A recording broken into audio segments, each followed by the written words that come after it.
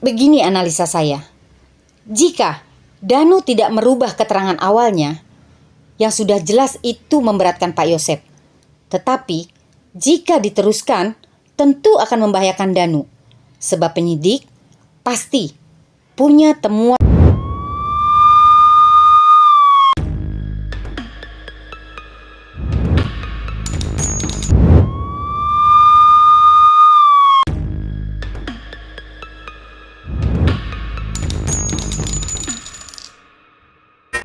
Kapan ya saksi-saksi dikonfrontir? Kalau bisa sih live ya pas dikonfrontirnya. Seperti analisa saya sebelumnya, bahwa di kasus ini syarat akan manuver. Nah, kalau di video ini apa ya namanya? Apakah ini juga salah satu manuver? Mengenai pertanyaan tadi ada permintaan dari pengacara, kalau misalkan Yoris nanti ya Uwa ditanya gitu, Yoris jangan disudutkan. Tapi setahu Uwa mungkin apa yang Uwa kan yang namanya saksi itu kan Uwa kalau diperiksa kan sebagai saksi nih Uwa. Iya. Berarti Uwa mau memberikan keterangan sesuai dengan apa yang Uwa ketahui gitu ya? Iya. Tidak akan berpengaruh terhadap permintaan misalkan karena pengacara minta seperti itu. Enggak mungkin ya Pak? Enggak lah, saya mah kalau itu ya sejujurnya aja ya untuk soalnya takutnya nanti bikin lagi masalah. Ini kan bukan masalah kecil gitu, masalah besar gitu. Iya. Jadi saya mah ya jujur aja, kalau memang harus ditanya sama dari kepolisian ya saya jawab gitu. Kalaupun misalkan keterangan Uwa itu bisa dikatakan ada yang sedikit menyudutkan misalkan gitu, ya tidak masalah mungkin ya Pak? Ya tidak masalah, kalau saya tahu ya saya jawab gitu, kalau enggak mah saya enggak. Iya. Oke Pak. Nah terus sekarang ini karena memang pihak kepolisian ya intinya sekarang ini terus melakukan pemeriksaan nih Pak. Uwa ada keyakinan banget gitu untuk dapat cepat terungkap? Ya optimis lah. Sekarang optimis itu pasti keungkap gitu. Ya mudah-mudahan saya kan sebagai anak polisi yang meninggal juga itu dari keluarga polisian, mudah-mudahan dari kepolisian itu ada rasa kebersamaan bahwa yang dibunuh itu anak dari keluarga besar dari kepolisian juga ya Pak. Ya. Mungkin lebih tepatnya bukan manuver ya, tetapi mencari dukungan. Kedatangan Yoris bersama pengacara ke rumah Walilis rasanya membawa misi penting dan kemungkinan ada sesuatu yang genting. Kita tahu, Yoris pernah mementahkan usaha Walilis yang sudah berusaha untuk mencarikan pengacara gratis untuk Yoris dan Danu. Tetapi cara Yoris meninggalkan pengacaranya cukup membuat Walilis malu. Seolah-olah Walilis tidak dihargai. Nah, setelah tragedi kacang lupa kulit ini, kemungkinan hubungan antara Yoris dan keluarga Bu Tuti kurang harmonis. Sepertinya memang ada yang sangat penting yang Walilis ketahui, sehingga Yoris datang bersama pengacaranya. Yoris mengesampingkan rasa gengsi dan malunya setelah kejadian sebelumnya.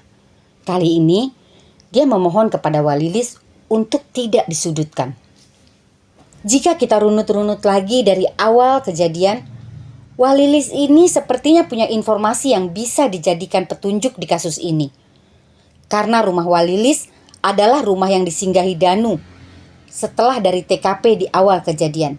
Dan Walilis adalah orang pertama yang dicurhati Danu pagi itu.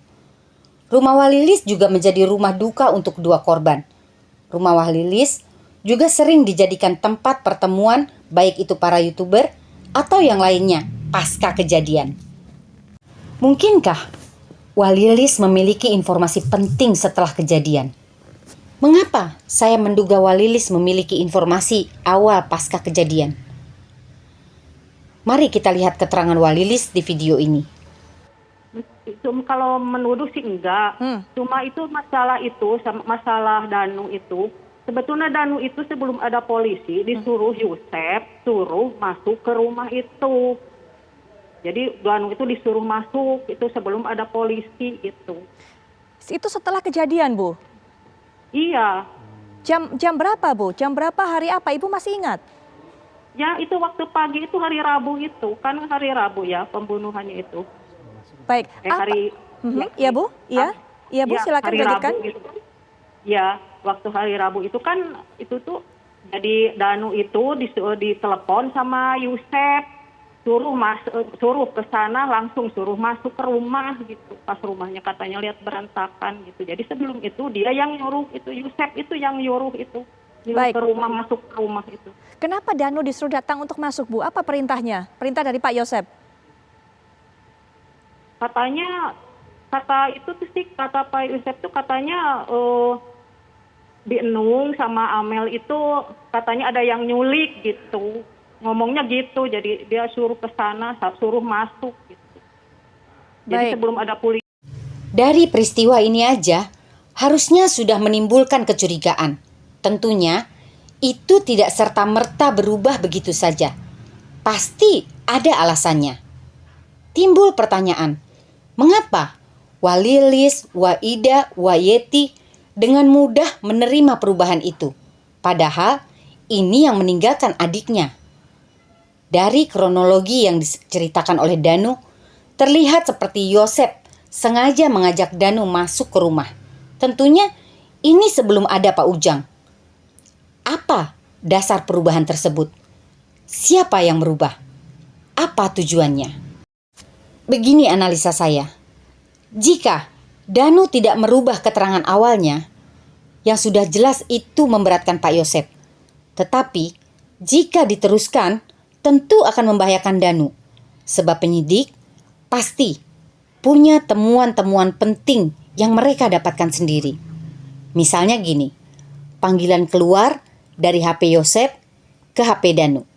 Dan panggilan masuk di HP Danu dari HP Yosep. Dan mungkin juga tidak terdeteksinya sinyal dari kedua HP tersebut pada jam-jam yang disebutkan oleh Danu. Seharusnya keterangan ini tuh cukup untuk memberatkan Yosep jika sesuai dengan bukti. Tetapi faktanya keterangan ini dianulir. Oleh siapa? Ada dua kemungkinan. Satu, permintaan Yosep. Dua, permintaan Dalang. Karena tidak sesuai dan berbenturan dengan bukti yang didapat oleh penyidik. Logikanya, sudah pasti kita mencurigai Yosep lah yang merubah. Tetapi, sekali lagi, faktanya malah sebaliknya. Pihak Danu sendiri yang merubah keterangan tersebut. Sebab, kalaulah Yosep yang merubah keterangan tersebut, pasti udah geger telek. Aneh kan? Perubahan keterangan ini seolah menyesuaikan dengan temuan-temuan di lapangan. Ini patut dicurigai. Adakah campur tangan maklar kasus di sini? Kok nggak yakin ya seorang Danu mampu atau bisa melakukan ini sendiri? Sementara untuk merubah keterangan yang tidak sesuai menjadi sesuai dengan temuan-temuan di lapangan, tentu ini butuh informasi dari Ordal. Sementara info ini hanya penyidik yang tahu. Lalu siapa yang punya akses ke sana? Mungkinkah ini kerjaan Dalang? Adakah maklar kasus di peristiwa ini? Mengapa keluarga Ibu Tuti diam saja atas perubahan ini? Padahal keterangan ini memberatkan Pak Yosep. Saya jadi ingat konten analisa dari Kang Heri Susanto. Bilangnya begini. Saya jadi ingat konten analisanya Kang Heri Susanto. Bilangnya gini. Pelaku kemungkinan hadir di pemakaman.